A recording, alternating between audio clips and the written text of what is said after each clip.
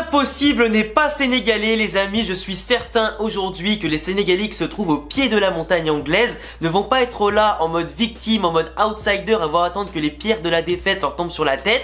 Ils vont gravir cette montagne, ils vont donner tout ce qu'ils ont collectivement comme individuellement pour pourquoi pas renverser cette montagne anglaise qui est souvent annoncée gagnante et favori dans les plus grandes compétitions mais qui à chaque fois commence à avoir les pieds qui tremblent etc, à devenir jusque là des flageolets limite dans les moments importants. Les Anglais qui certes ont fait des beaux parcours ces dernières années, demi-finale en 2018, finale de l'Euro 2021, mais souvent des résultats ratés les années précédentes ou simplement aussi en Ligue des Nations, et des fois dans des matchs de qualification, des fois ils ont un petit peu tremblé aussi, mais globalement des Anglais qui ne sont pas non plus extrêmement dominateurs, c'est pas des Anglais qui sont extrêmement impressionnants ballon au pied en termes footballistiques. Oui, ils ont mis 6-2 à l'Iran, oui, ils ont battu facilement le Pays de Galles qui eux-mêmes se donnaient directement victimes et ils ne voulaient pas du tout jouer la victoire, et surtout n'avaient pas les armes de jouer la victoire contre les Anglais.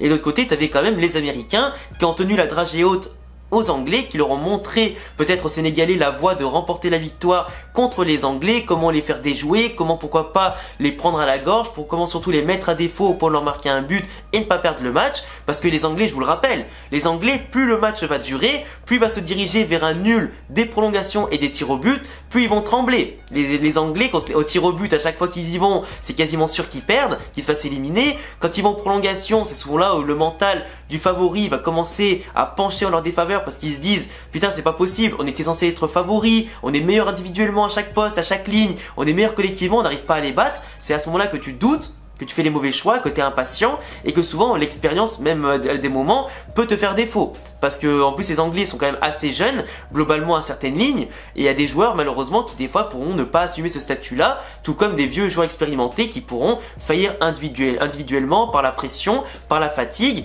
et aussi simplement par des petites faillites comme celle de Maguire d'habitude qu'il nous sort en Angleterre, tout comme avec Manchester United par exemple.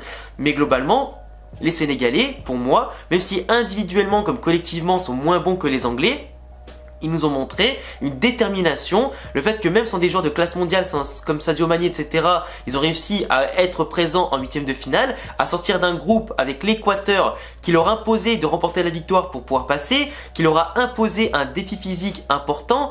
C'est quand même pas rien. Oui, le Sénégal contre les Pays-Bas, ils ont perdu, mais c'était assez volé, je trouve. C'était pas non plus mérité par rapport à la physionomie globale du match. Oui, ils ont rompu au bout d'un moment, mais c'était passé pas loin de la victoire du Sénégal. Ils ont quand même battu le Qatar qui était certes l'équipe la plus faible à mon sens de ce tournoi, mais ils ont gagné quand même, c'est du coup important, et ils ont battu les Équatoriens. Et pour moi le Sénégal, en termes de solidarité défensive, de rester compact, se projeter, profiter de la moindre largesse de l'adversaire pour en tout cas les attaquer et les mettre à mal, oui, ça manque d'attaquants qui peuvent sentir le but, ça manque en tout cas de joueurs d'un ou deux niveaux de classe d'écart par rapport à des Harry Kane, des Rashford, des Sterling, etc. Mais ça peut faire la différence quand même, avec des joueurs qui sont déterminés, qui peuvent imposer en tout cas à l'Angleterre un pressing de tous les instants, les prendre à la gorge, pousser le bloc anglais à rester dans leur moitié de terrain. Parce que même si les Anglais techniquement seront hors normes par rapport aux Sénégalais, il y a quand même une grosse différence. L'Angleterre en termes footballistiques, ce n'est pas le Brésil, ce n'est pas l'Allemagne, ce n'est pas non plus l'Espagne. Tu peux les prendre à la gorge, tu peux les déstabiliser pour qu'ils fassent des faillites, que leurs espaces soient mal gérés, que ce soit mal couvert en tout cas par les milieux de terrain ou la défense anglaise, avec du coup des choses à exploiter côté sénégalais. T'as quand même des attaquants comme Dia, Sarr, NDI, Diatta qui peuvent faire la différence. T'as milieu de terrain 6, Mendy et Gay qui en termes physiques peuvent courir pour au moins 4, 5 ou 6 personnes. C'est impressionnant. Une défense avec Diallo Koulibaly qui ne lâche rien. Avec du coup un gardien Mendy qui a toujours été décisif ces dernières années, mais s'il traverse pas le meilleur moment de sa vie côté de Chelsea, c'est quand même un très grand gardien. Des latéraux comme Jacobs et Sabali qui pour moi ont montré dès le début du tournoi qu'ils sont en tout cas présents et qu'on peut compter sur eux. Pour moi, le Sénégal a les armes. Après, bien sûr, il y a du mieux côté anglais. Ça monte en puissance. Il y a des jeunes qui se montent de plus en plus. Il y a des joueurs, en tout cas des vieux biscards, qui assument leur statut pour l'instant. Mais il suffit d'un grain de sable. Il suffit d'un fait de jeu, d'un coup de pied arrêté, d'un carton rouge. Il suffit d'un penalty. Il suffit d'un but, d'une petite polémique pour faire douter quelqu'un, des duels remportés, des seconds ballons en tout cas qui vont être joués inlassablement par l'équipe qui sera la plus physique, et surtout si tu fais reculer une équipe et que tu les empêches de jouer, c'est-à-dire que c'est pas les plus fins techniquement non plus, malgré la différence d'écart à ce niveau-là, tu peux les faire douter. Et le match plus il va durer, je le rappelle, plus les Sénégalais auront des chances. Ça c'est clair et net. Les Sénégalais qui pour moi, certes n'ont pas forcément la rigueur tactique la plus incroyable du monde, mais si ils se mettent à la page, s'ils se disent aujourd'hui oui on n'est pas les favoris, mais il nous reste 4 matchs les gars, 4 matchs pour aller chercher la victoire, le rêve de la Coupe du Monde, pour faire gagner le titre pourquoi pas à une sélection africaine.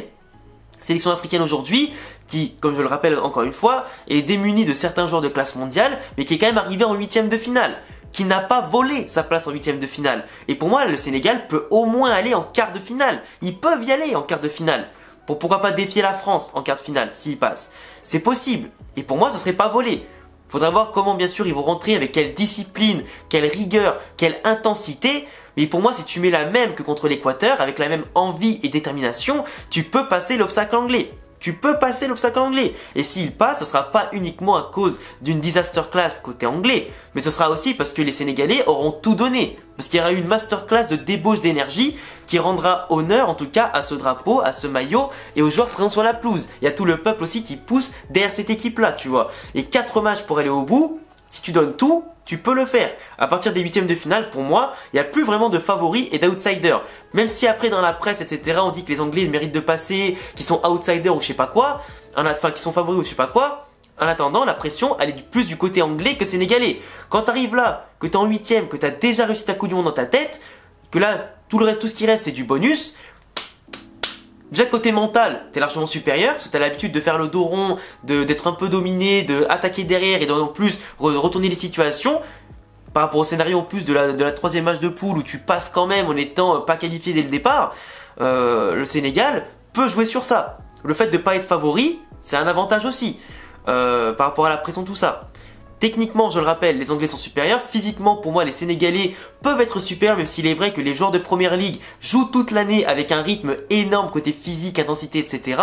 Du coup, c'est aussi pas mal d'avoir une équipe en face qui, pour une fois, depuis la phase de poule, va leur imposer ce défi qui rappellera un petit peu leur pays. T'as des joueurs au Sénégal qui jouent en Première Ligue, qui connaissent ce rythme, qui connaissent les joueurs qu'ils vont affronter. Ça peut être aussi une des clés du match. Le fait de connaître ton adversaire, de savoir relever le niveau de l'intensité, ça aussi c'est quelque chose d'intéressant. Tactiquement, les Anglais de base ont l'avantage. En plus, je pense qu'ils auront plus le ballon, etc.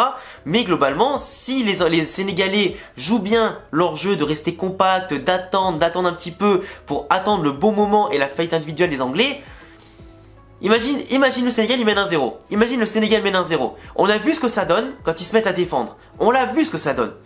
1-0 avec les Anglais qui vont se découvrir petit à petit, qui vont être impatients, qui vont avoir la pression, qui vont plus savoir vraiment quoi faire, qui n'ont pas non plus les capacités techniques de jouer contre des blocs bas bien resserrés, qui manquent un petit peu de créativité suivant les joueurs. Mais si t'as des mecs comme Phil Foden qui peuvent être intéressants et des Jude Bellingham qui ont aussi beaucoup de talent, globalement les Anglais ça peut manquer de ça. Les latéraux sont intéressants, mais moins décisif que d'habitude côté anglais. Donc pour moi, tu vois, il y a quand même ce petit espoir que si les Sénégalais ouvrent le score, qu'après ils jouent compact, qu'ils tiennent par leur solidarité, que les Anglais arrivent, se découvrent et qu'après derrière on compte, t'as un Sarr qui déboule et qui vient les assassiner, pour moi, tout est possible. Après, encore une fois, ce n'est qu'avec des si, des hypothèses, etc. Ça repose pas forcément sur de la logique pure, mais pour moi, les Sénégalais peuvent le faire. Ils peuvent le faire. Et je vous le dis, vous pourrez ressortir cette vidéo après le match, même si les Anglais perdent. Mais en attendant, je suis sûr que si les Anglais gagnent ce match, ce sera pas sur un 2-3-0. Ce sera sur un 1-1, enfin sur un 2-1, pourquoi pas au penalty, sur un résultat extrêmement serré. Je vous le dis, les Sénégalais vont pas être mauvais, ils vont pas être dans la peau des victimes, comme je le répète, ils vont tout donner. Et ça, j'en suis très certain. Après, oui, c'est sûr, t'as des mecs comme Harry Kane qui sont infiniment plus talentueux et le seul qui pouvait lui répondre en face, ce serait un Sadio Mané. Mais malheureusement, il est pas là. Du coup, faut faire sans. Et Harry Kane, depuis le début, il est très bon dans ses décrochages. Du coup, c'est aussi ça aussi le but des Sénégalais. Ce sera d'empêcher Harry Kane de trop décrocher, de trop participer au jeu, de gêner ses mouvements qui vont ouvrir des espaces à des mecs rapides comme Sterling, comme Saka, etc., comme Rashford. Faudra aussi faire gaffe, bien sûr, côté Sénégalais, à l'impact, je le rappelle, des Jude Bellingham et bien évidemment aussi de Declan Rice qui peuvent lancer les offensives avec des petites transversales, qui peuvent percer entre les lignes. Du coup, si tu arrives déjà à bloquer les maîtres à jouer comme Bellingham et Declan Rice avec un bon pressing qui sera sûrement fait par Pape Gueye et par 6, sans oublier que Mendy pourra bien sûr s'occuper plus de Bellingham qu'autre chose, pour moi, il y a moyen. Ça dépendra vraiment aujourd'hui que d'une chose, que même de 2-3 choses. T'as la bataille du milieu de terrain. Quel milieu de terrain imposera le plus de défis physiques à l'adversaire? Ça dépendra aussi de si Koulibaly en défense arrive à bien cadrer ses coéquipiers pour garder un bloc qui sera intéressant et compact, qui ne laissera aucun espace dans une défense à 4 face à des Anglais qui par moment seront en 3-5-2 sur le terrain. C'est largement possible, suivant les phases offensives. Mais de l'autre côté, ça dépendra aussi des Sénégalais, avec des mecs comme Sarr, Dia et Ndiaye ou Diatta qui pourront exploiter la moindre faiblesse anglaise. Parce que peut-être que des occasions, ils en auront pas 36. Il y en aura peut-être que 2 par mi-temps. Peut-être, je dis pas 2. Des coups de pied arrêtés, il pourrait y en avoir. Il faudra en profiter. Je vous le dis, parce que je pense que Mendy fera le taf au cage face aux attaquants anglais. Il fera le taf, il les connaît, il joue en Angleterre. Il sait comment ils font, etc. Mais pour moi, aujourd'hui, le plus important, ça restera l'équilibre défensif, l'efficacité offensive et surtout la discipline tactique. Savoir faire le dos rond pour mieux ensuite faire un bon pressing et réussir à s'en sortir. Si les Sénégalais foirent leur pressing ou simplement que leur bloc n'est pas compact, là oui, ils pourront en prendre 3 ou 4 minimum. Mais pour moi, je pense que c'est possible. Après, là, je parle depuis tout à l'heure que si j'étais pour Sénégal, mais je suis pas forcément pour le Sénégal. Je parle vraiment toujours dans la peau du mec qui pense que les gens parlent trop vite en disant que l'Angleterre va tabasser les Sénégalais, que ça manque de classe d'écart, etc. Mais pour moi, en tant qu'analyste footballistique, je me mets du côté du Sénégal qui est l'outsider entre guillemets et je me dis que c'est possible, que à trop vouloir sous-estimer certaines sélections, on finit par se brûler, on finit par se tromper et on finit surtout par manquer de respect des fois à toute une nation qui pourtant n'a pas démérité pour arriver là, tu vois. Donc moi le Sénégal, j'en avais déjà parlé avant, dans mon débrief quand ils sont qualifiés. Les Anglais, attention à vous, parce que les sous-estimer, ça pourrait vous coûter cher. Enfin bref, en tout cas les gars, je pense que j'ai fait un petit peu le tour au niveau tactique, technique, physique, les différentes clés du match. Les compositions, alors on sait qu'il y a eu un turnover, etc. de part et d'autre à certains moments, et qu'il pourrait y en avoir pour les huitièmes de finale, parce que la fatigue physique commence à s'accumuler.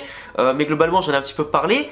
Mais pour moi, globalement, non, je pense que les Sénégalais peuvent le faire et si les Anglais gagnent, c'est vraiment sur la plus petite démarche, tu vois. Enfin bref, je vous laisserai me dire en commentaire ce que vous pensez de ma vidéo, mon analyse, et ce que vous pensez vous en tout cas de ce match-là avec vos pronostics. Et puis voilà, n'hésitez pas en tout cas à vous abonner, cocher la cloche, le petit pouce bleu. Demain, je vous sors l'analyse de Maroc-Espagne, qui bien sûr cette fois-ci me concerne davantage car je suis espagnol comme je vous le rappelle. Mais bon, on verra ça demain. Je vous laisserai également me rejoindre sur tous les réseaux qui s'affichent ici et en description. Et à bientôt les amis pour prochaine vidéo. Ciao.